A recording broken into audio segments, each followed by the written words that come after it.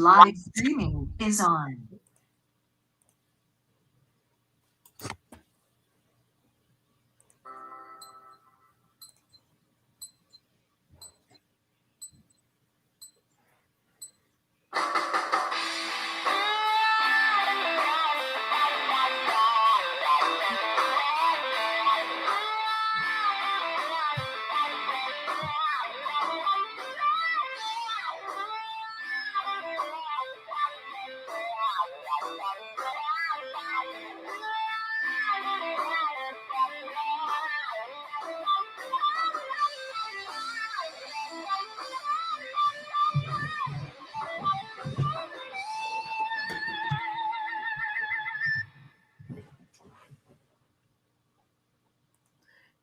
Hey, good morning, everyone. It's great to see you here on this Friday, and good morning to you there, Tim, Mr. Tim. How you doing, Dan? Doing great. The chief. Friday morning live. Here we are. Friday morning live again, and we are live.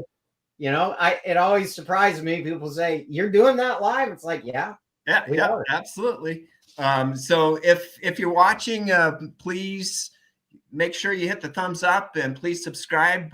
You know, Tim, we had a whole slew of new people that subscribed and joined us last week, and we're very excited to have new users watching us here, and keeps growing. So pretty exciting stuff. Well, we're talking about the world from here. Why wouldn't they? Absolutely. Right? You got to understand what's happening. Going on. This is a place to be. Yeah, even things that are happening under our feet, sometimes you don't really see that until it's too late. So this week, we're going to be talking about the Great Resignation and an initial cure. And spoiler alert for next week, the top 10 data breaches, kind of like David Letterman, but BlockCerts style. And some interesting things that you want to hear on that. And then Web 3.0 and why it's needed, and your life and your business. And then also, you know, why a digital wallet is important, and what differentiates digital wallets as well. So can't wait to get into it. So please. Yeah, well, let's do that. It's like Web 3.0, Dan. It just never stops, and it's never going to stop from here. So that's why we're doing the world from here, is to make sure that everybody knows what's coming and what's there and what's transitioning fast, right? That's correct, Tim. All right. So, you know, is Web 3.0 needed? Data breaches are up over 68% over 2020. So, you know, it's just kind of obvious. It's an obvious thing that we're looking at this, and these breaches, top 10. Why don't we just kind of go through it and talk about it? Like which are they, and what does it look like? So yeah, if you've traveled to Thailand or a few other areas, your data has been breached. In Thailand, over 10 years of visitor data was breached, and Android users over 100 million. And hopefully you haven't gone to Strip Chat, Tim, or anyone else. That adult site exposed more than what they exposed: your personal information, purchases, and even chats. Wow. Ouch. Yeah. So, and then social larks, social media info on Facebook, Instagram, and LinkedIn. So if you think what you're posting is safe, think again. Personal and private information on each of those platforms.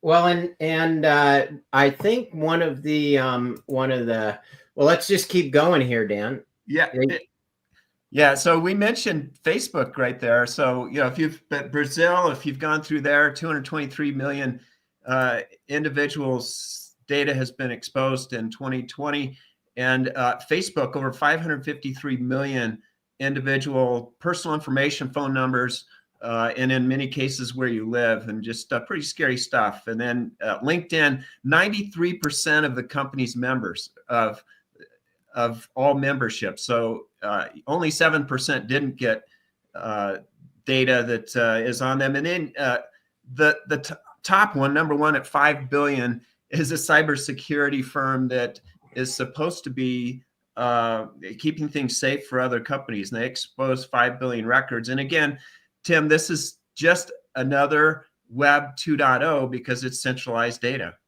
Well, and that's the whole point. I mean, at the end of the day, you put a big bullseye on these companies, and the organizations don't want this. the information is valuable to that to the hacker community that goes in and grabs these.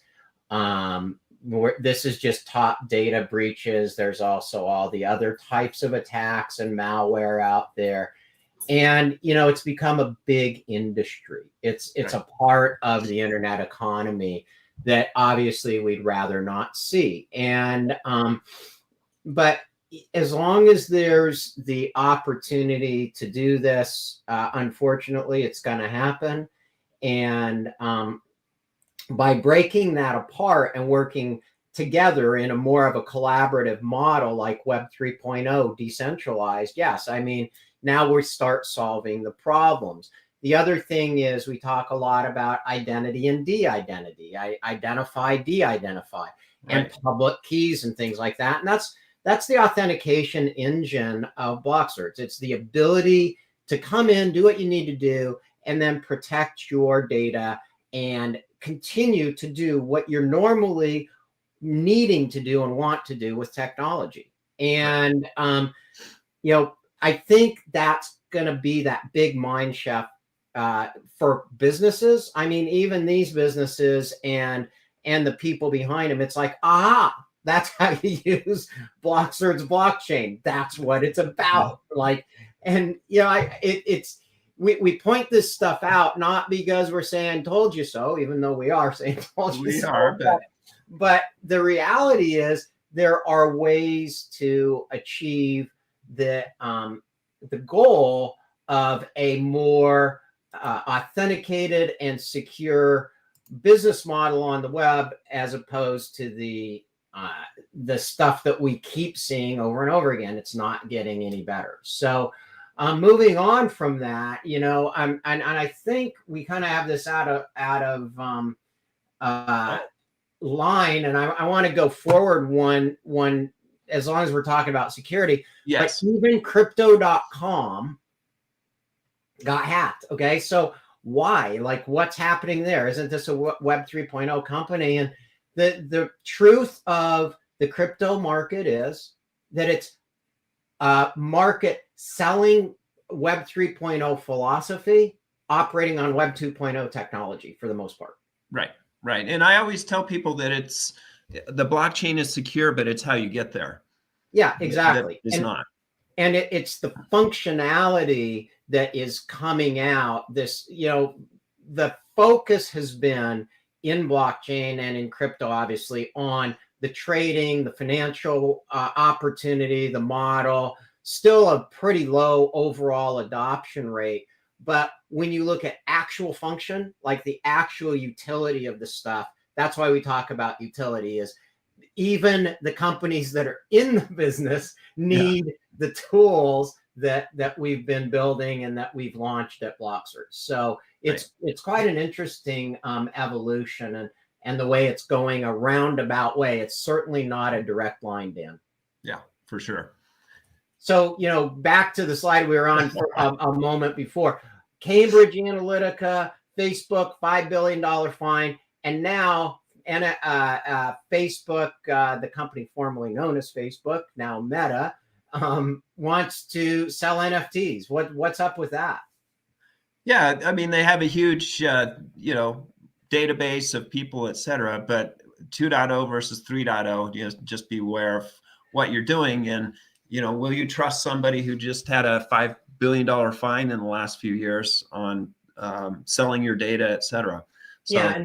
And so at the end of the day, again, when we start looking at these new Web 3.0 business models, isn't it pretty much the same kind of thing as looking at, well, is this just another kind of cash grab out there? And NFTs are so much more than that. There's so many more opportunities as we evolve this whole marketplace and this whole environment of authentication and the proof of authentication protocol on BlockCerts, launching our NFT marketplace, which we gave you a little precursor to a couple of weeks ago.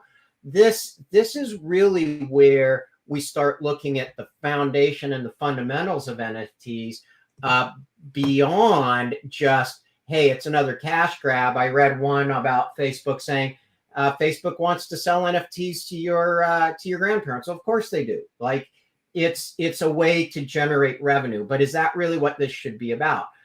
And at the end of the day, NFT authentication, putting an asset up there, matching the digital footprint with the physical footprint, and even people, that's what NFTs are about, Dan.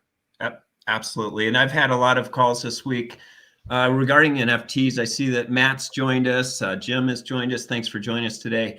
And we've had a lot of discussions about this, just the importance of the on-ramps and how you protect your NFT versus a marketplace. You know, like in the past, there have been many marketplaces like eBay, et cetera. But, you know, eBay is a marketplace where people connect, but the NFT is a whole different deal because it's something that you want to protect. Well, and it's a roadmap to how we're going to create this metaverse. First of all, and the metaverse is actually the combination between the real world, the digital world, and augmented or virtual reality. When we talk about our patented virtual space technology, I've been thinking about this, working on this, building this for over a decade, and that's all embedded in what does it look like in when you take your social models, your identity, your data, and protect that securely, redact it. That's actually part of the patent. How do you redact it? And the language behind BlockCerts, we call it Peru. I won't get into that. But how do you create that so you've got privacy, security, and authentication? So this isn't something we came up with like in the last year or as a white paper. This is something that literally over a decade and a half, I'm embarrassed to say sometimes it's taken that long to build it out. But that's the highway and on-ramp we talk about. That's correct, Tim. Right? Good. Yeah. And so, you know, when we get into that, let's talk about what it looks like to the actual fundamentals. And we've been talking about layering on top of Ethereum, and we've actually built that into our Be Certain tokens and Be Cert tokens. We've had a lot of confusion, and it's hard for people to understand why multiple tiers. Here you go. And this isn't me. This is Vitalik. This is Ethereum. This is the Ethereum Foundation. To avoid confusion, ETH1 and ETH2 would be known as the execution layer and the consensus layer. This is what, when we brought BlockCerts out in 2016, this is what we started building way back then. Right. So Ethereum mainnet, the main fundamentals of Ethereum came out in 2015. We started building it in 2016 using that same model. And today, Ethereum is actually building a second net, Ethereum V2, which is going to be the execution layer versus the consensus layer. Meaning, what that actually means is proof of work versus proof of stake consensus layer means this is how we validate transactions. Or, in other words, in a word, authentication. Right. And Tim, you always say this is really hard. Blockchain is really hard. And, Ethereum was touting last summer that November 2021 was going to be their ETH 2.0 rollout. And I think they've learned a lot, obviously, between then and now. And obviously also between ETH 1 and 2, that there were a lot of confusion there. So rebranding effort was definitely needed. And then pushed to June 2022. So correct. Again, a year later, we get a lot of questions at BlockCerts. Well, when's it coming? When's it coming? When's it coming? It's coming when it's ready.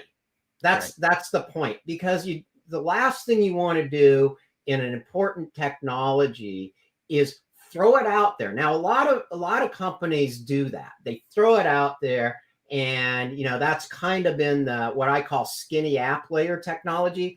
Build something, throw it out there, see if you get adoption. Then maybe if it works, then you really start going. Or the other way is to go out and say, hey, this works. This is great. This is awesome. Of course, it's a blood test that overtakes every other blood test out there. It's new tech, of course. Well, the reality is 72%. This is a fact. 72% of innovations ever fail or ever make it to market. 72%, Dan. Right. It gives you, and so when you look at things like this, Elizabeth Holmes and that whole conviction we talked a little bit about, you start seeing, well, is the fake it till you make it model really beneficial to the users, or do you make it to stick, to last, right? And when you talk about security, Tim, when you talk about security, it has to stick and it has to last. And you talk about execution, and you talk about these layers that are actually going to run the fundamentals of this stuff. Right. So there's the mindset of, pump and dump and get in there and listen to tweets and see if you can catch a trend. But if you actually listen to the guys that are geniuses at this stuff, like the Warren Buffetts of the world, it's fundamentals. It's do you have a fundamental business model that's going to outlast time?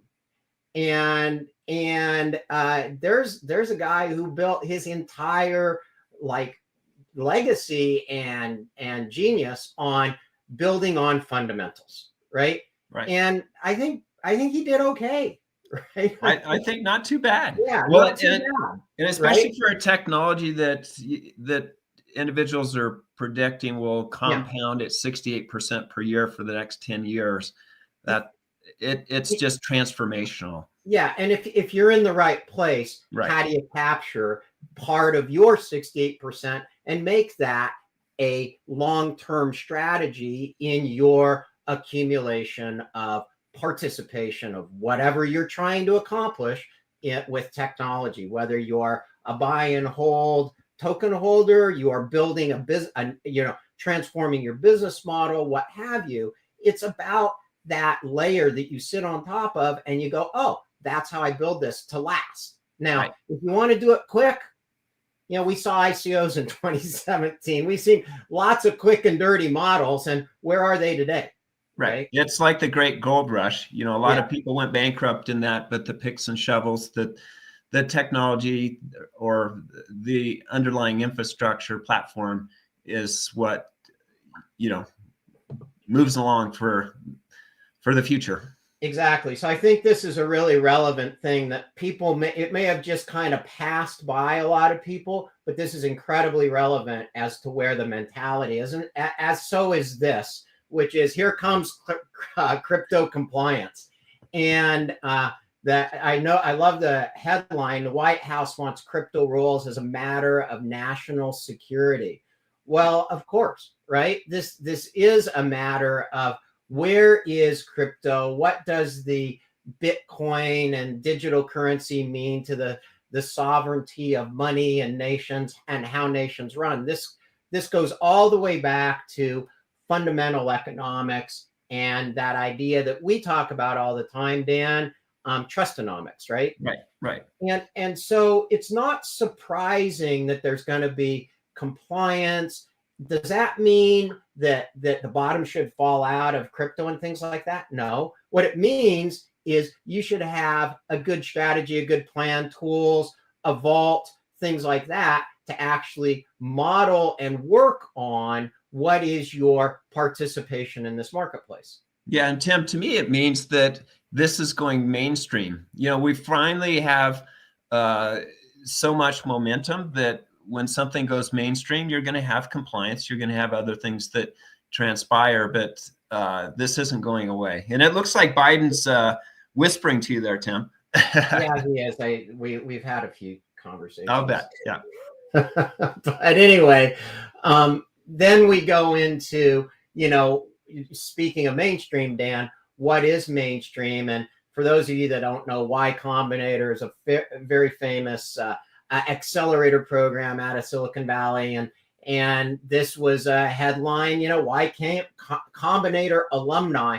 This alumni literally launched things like Airbnb, Uber, those kinds of things, are all ready to back Web 3.0 or startups. that's fantastic. Like that's where it makes perfect sense. These are really, really smart people.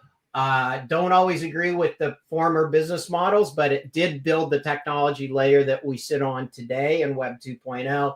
And they're not dumb. We talked about Citadel Investments, who bid on the Constitution against the Dow last week, getting $1.5 billion in. Here we go with Silicon Valley jumping in, making headlines. So the reality is Web 3.0 here to stay? Yeah. And what's it going to do, Dan? Here you go. Like work. It's about, how are economics going to shift?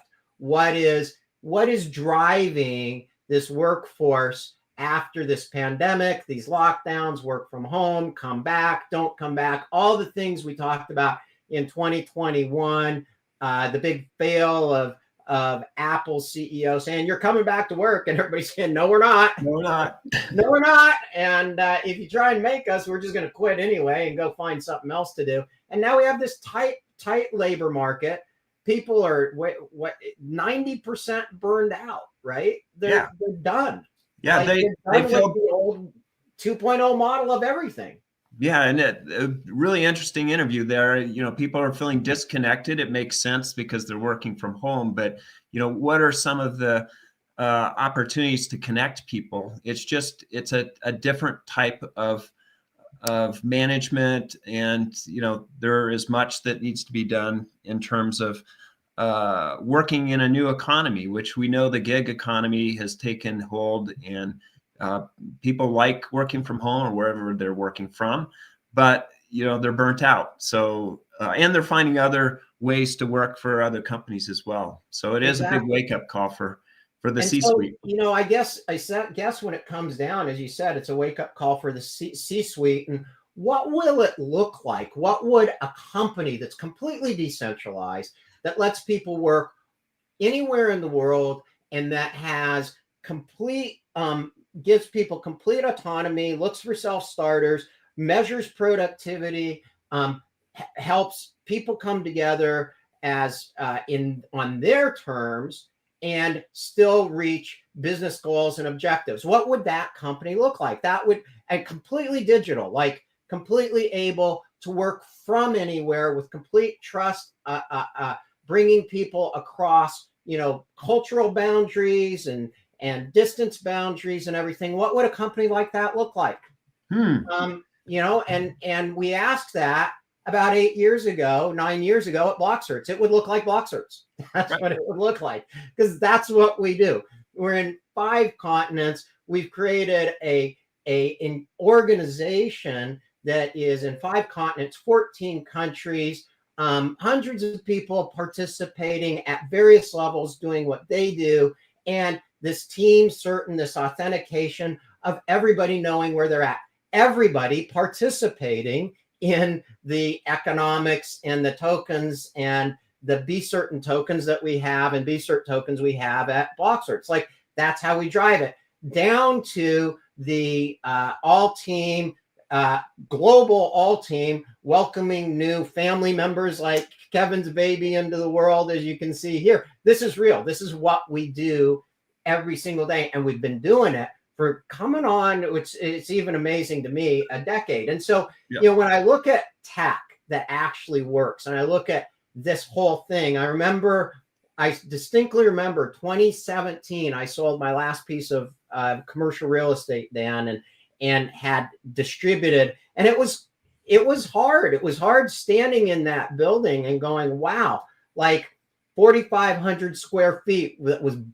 bustling with developers and business people and things like that. And at one point we were double that size. Wow. As we started, and it was a beautiful location. And I'm like, what is all this for? Like, there's talent all over the world, skill sets all over the world. And we had started in India and Asia and looking at different places. And all of a sudden it just became obvious to me way back then that this is not the way the world's going to be from here. So, it's super exciting and rewarding. And as you know, Dan, because you participate on our all team calls every week, to see how everybody truly can come together and how this actually works. Like we're doing it. We've done and it's this organization. What's amazing to me is that you feel like a family, and it feels closer than even being at work where you're all in a physical location. Our water coolers, the all team group chat where you see when people are starting, when they're leaving. We share important things, like you said, Kevin having his first child, baby boy, and we're excited for you, Kevin, as you said. And as I'm looking here at who's joined us, we've got Harold from the Philippines, we've got Camille from the Philippines, we've got people from all over the world, from Ethiopia, we've got DeWeet, and it's just pretty exciting that we can feel close and connected, not disconnected, but very connected through technology. And we'll be sharing a lot of very interesting ways that we connect as a company with you, so that it helps your small business or even large business to succeed in the future. Exactly. And we have all kinds of fun tools we use, like our little,